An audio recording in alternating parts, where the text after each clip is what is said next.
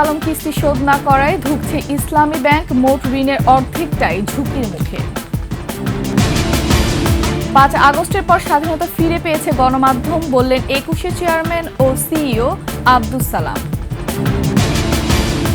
চাঁদা না দেয়ায় রাজধানী কাপ্তান বাজারে ব্যবসায়ীকে হত্যা, স্থানীয় প্রভাবশালীর দিকে অভিযোগের তীর।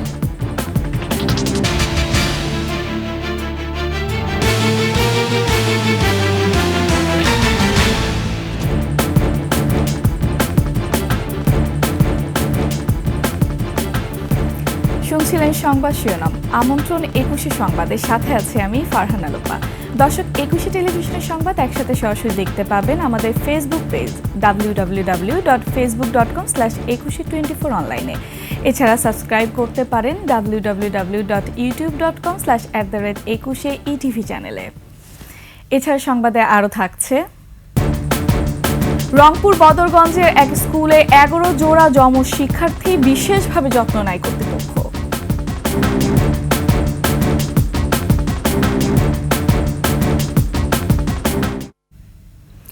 ইসলামী ব্যাংকের মোট ঋণের অর্ধেকটাই ঝুঁকির মুখে পড়েছে। ঋণের নামে বিতর্কিত ব্যবসায়ী সাইফুল আলম মাসুদ ওরফে এস আলম লুটপাট করে পালিয়ে যাওয়ায় ব্যাংকটির প্রায় 1.25 লাখ কোটি টাকা আদায় এখন অনিশ্চিত। বিশেষজ্ঞরা বলছেন যে কোনো মূল্যে লুণ্ঠিত অর্থ ফেরত আনতে হবে। এস আলমকে আনতে হবে আইনের আওতায়। হিরোজুম্মানের রিপোর্ট। হাসিনা সরকারের 15 বছরে দেশের ব্যাংক খাত থেকে পাচার হয়েছে অন্তত 17 বিলিয়ন মার্কিন ডলার, যার মধ্যে এস আলম একাই করেছে অন্তত 10 বিলিয়ন ডলার বা 1,20,000 কোটি টাকা। বিতর্কিত ব্যবসায়ী সাইফুল আলম মাসুদ সবচেয়ে বড় থাবা বসিয়েছে ইসলামী ব্যাংকে। দখলদারি কায়েম করে নামে বেনামে ব্যাংকটির মোট বিতরণ করা ঋণের 50% নিয়েছে এস আলম গ্রুপ। এই একটা পরিবার কাছে এতগুলো bank, financial institution, not only bank, financial ইনস্টিটিউশনও নিয়ে গেছে। এটা তো তখনকার সরকারের মদদেই এবং তাদের পেট্রোনাইজেশনে গিয়েছে। সুতরাং এটাকে তো অ্যালাউ করা হয়েছে তখন। এটা তো দুর্বৃত্তায়নের একটা, আমি বলবো যে সবচেয়ে একটা টিপিং পয়েন্টে চলে গেছে। বাংলাদেশ ব্যাংকের তথ্য বলছে এস আলম ইসলামী ব্যাংক থেকে ঋণের নামে 73,113 কোটি টাকা বের করে নিয়েছে। এর বিপরীতে জামানত দেয়া সম্পদের মূল্য মাত্র 4,359 কোটি টাকা। এমন অনেক ঋণ আছে যেগুলোর কোনো বেনামি, অর্থাৎ ওর এগেনস্টে কোনো প্রতিষ্ঠানে নেই, কোনো মর্টগেজে দেওয়া হয়নি, তারপরেও কিন্তু তাদেরকে লোন দেওয়া হয়েছে। এই বিষয়গুলো এখন উঠে আসছে, তাদেরকে চিহ্নিত করে তাদের আইনের আওতায় আনলেও একটা ভালো মেসেজ যাবে।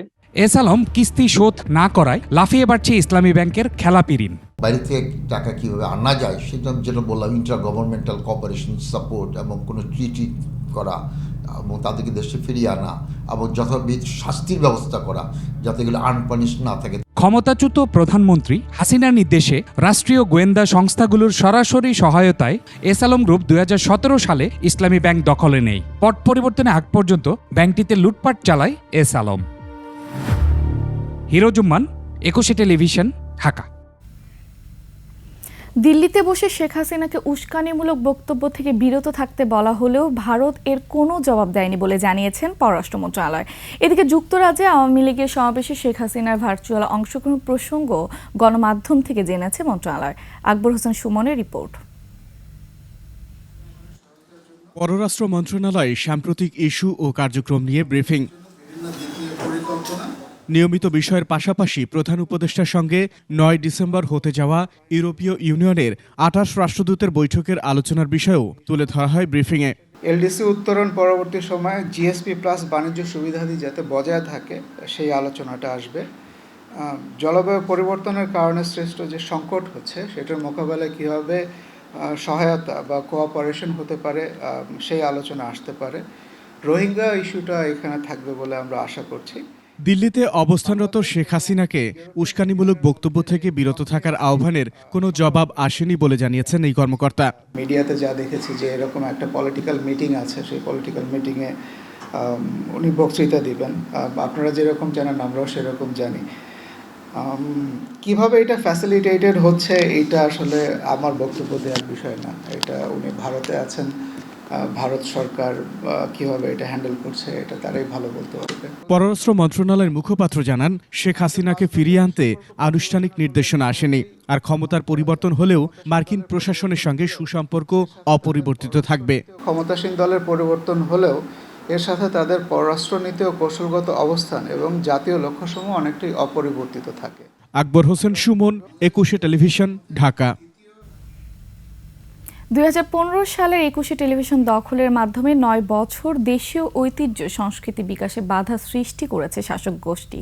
5 আগস্টের পর 21শে সহ সব গণমাধ্যম মত প্রকাশের স্বাধীনতা ফিরে পেয়েছে বলে মন্তব্য করেছেন 21শে টেলিভিশনের চেয়ারম্যান ও সিইও আব্দুস সালাম। মানিক শিকদারের রিপোর্ট। জাতীয় দৈনিক ও গণমাধ্যমের বিনোদন সাংবাদিকদের সংগঠন সিজেএফবি 1999 সালে প্রতিষ্ঠার পর থেকে সাংবাদিকদের সহযোগিতার পাশাপাশি সঙ্গীত, নাটক, চলচ্চিত্র শিল্পীদের পুরস্কার বিতরণ করে আসছে এই সংগঠন। 23তম সিজেএফবি পারফরমেন্স অ্যাওয়ার্ড দিয়ে এই সংবাদ সম্মেলন। বাংলাদেশে আর কোনোদিন শিল্পীদের নামের তালিকায় কোনো ব্ল্যাক বল যুক্ত হবে না। দীর্ঘ 9 বছর পর আবারও এই আয়োজনে 21শে টেলিভিশনকে পেয়ে সাধুবাদ জানান আয়োজকরা। আওয়ামী রোশনালে যখন এই টিভিটা জবরদখল হয় এবং সালাম ভাইকে রাতে অ্যারেস্ট করে নিয়ে যাওয়া হয়, ওই সময় আমাদের সিজেবির ওই বছরের প্ল্যানিংটা চলছিল। হঠাৎ করে তার অফিস আক্রমণ এবং তাকে ধরে নিয়ে যাওয়া, অ্যারেস্ট করা, জিনিসটা সংগঠনকে আমাদেরকে খুবই ব্যথিত করেছে। 21-এর জন্য যেহেতু এই টেলিভিশন চ্যানেল অনেক যুদ্ধের পরেও, যেটা সালাম ভাই বলছিলেন, নতুন স্বাধীনতা আবার যুক্ত হয়েছে এবং তার পরপরই এমন একটি অ্যাওয়ার্ডে সংযুক্তি করার জন্য। অনুষ্ঠানের প্রধান অতিথি 21শে টেলিভিশনের কর্ণধার আব্দুস সালাম বলেন, দেশীয় সংস্কৃতির বিকাশ ও গণমানুষের অধিকারের জন্য অগ্রগামী ভূমিকা রেখে চলেছে 21শে টেলিভিশন। 21শে টেলিভিশনের স্টোরি আপনাদের সবারই জানা। বিগত 15টা বছর সাংস্কৃতিক আগ্রাসনের মাধ্যমে আমরা আমাদের এই সাংস্কৃতিক জগৎটা তেমনভাবে বিকশিত হতে পারেনি, সেটা সর্বক্ষেত্রে। বৈষম্যমুক্ত বাংলাদেশ গড়তে 21শে টেলিভিশন সবসময় দেশের জন্য কাজ করে যাবে বলেও জানান তিনি।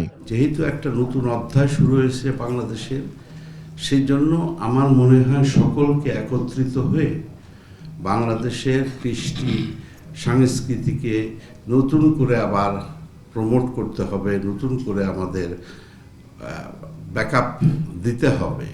এর জন্য the CGFB platform is the right place.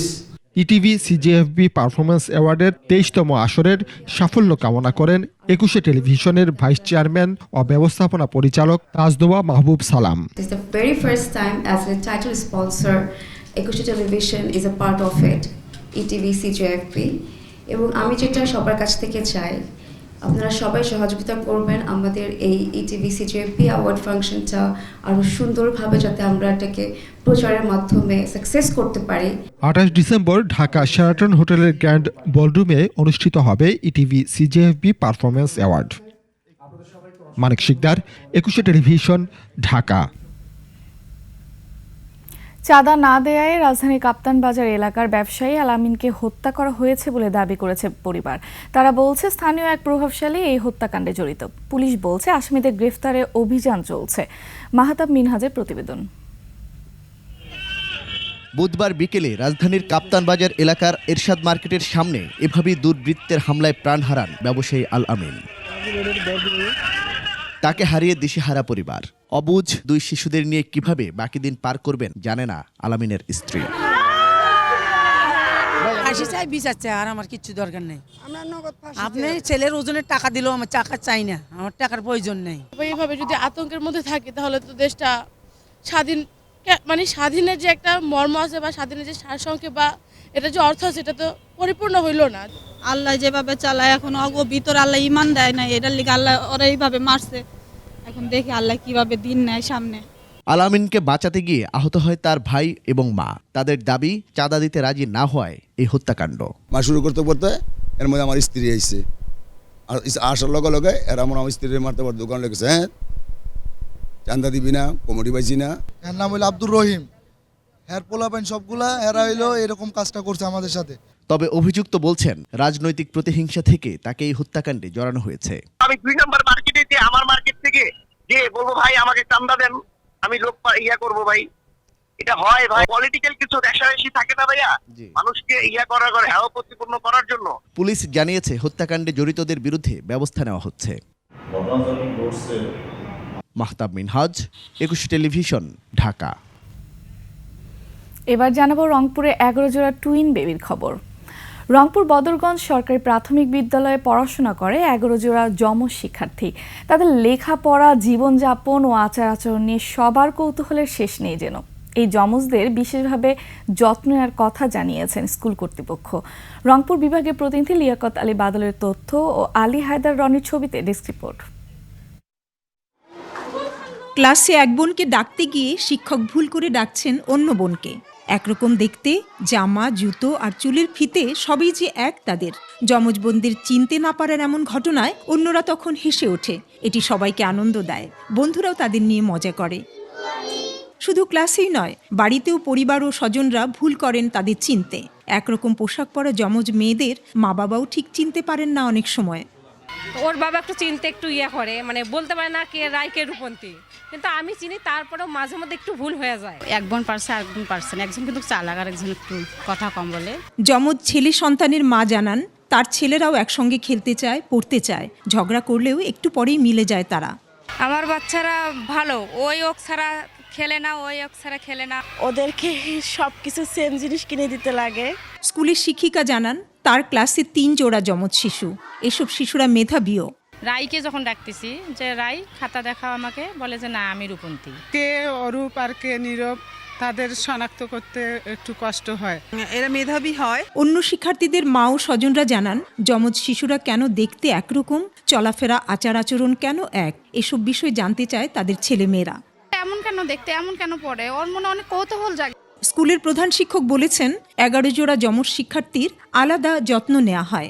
যমজ শিশু এরা অন্যান্য শিশুদের মতো স্বাভাবিকভাবে লেখাপড়া করে, তবে এদের প্রতি একটু বেশি যত্নবান হতে হয়। উপজেলা শিক্ষা কর্মকর্তা জানান, এক স্কুলে 11 জোড়া যমজ শিশুর পড়ালেখা করার বিষয়টি সত্যি অবাক হওয়ার মতো। অভিভাবকদের আমন্ত্রণ জানিয়েছিলাম এবং তাদের সাথে একটু আলোচনা হয়।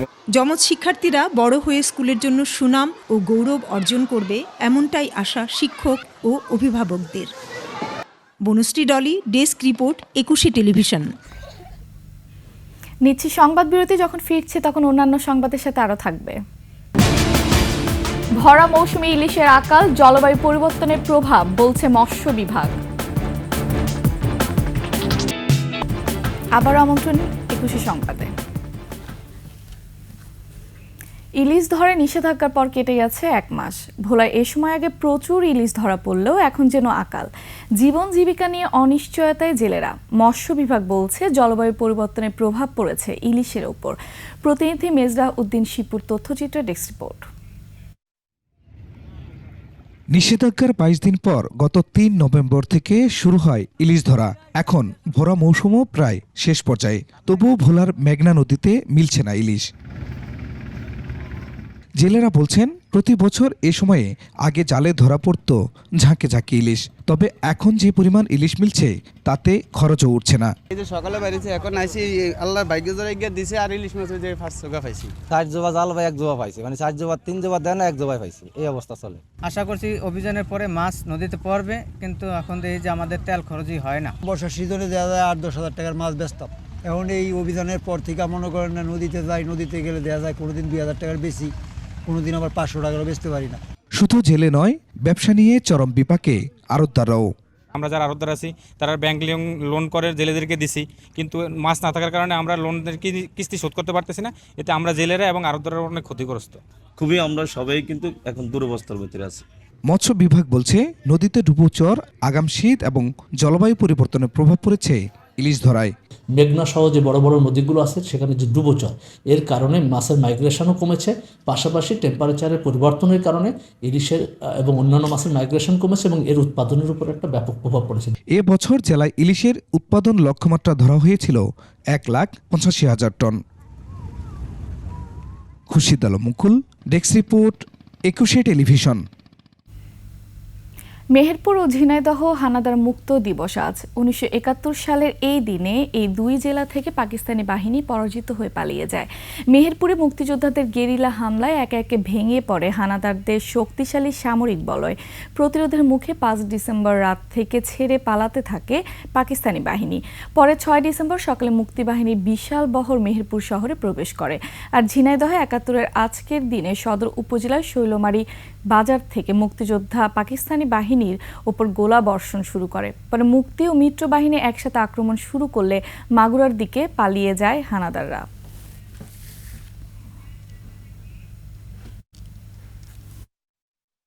শেষ করছি 21 সংবাদ। যাবার আগে সংবাদ শিরোনামগুলো আরো একবার। লুটেরা এস আলম কিস্তি শোধ না করায় ধুঁকছে ইসলামী ব্যাংক, মোট ঋণের অর্ধেকটাই ঝুঁকির মুখে।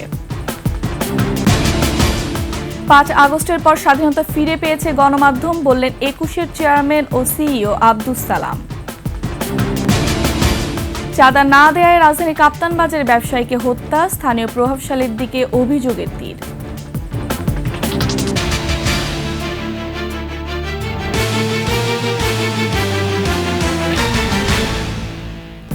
সর্বশেষ সংবাদ জানতে ডায়াল করুন 2021 নম্বরে, আর ভিজিট করুন 21-tv.com ওয়েবসাইটে।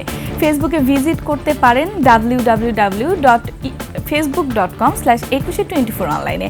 এছাড়া সাবস্ক্রাইব করতে পারেন www.youtube.com/@21etv চ্যানেলে। এতক্ষণ সঙ্গে থাকার জন্য ধন্যবাদ। পরবর্তী সংবাদ বেলা 11টায় দেখার আমন্ত্রণ রইল। 21-এর সাথেই থাকুন।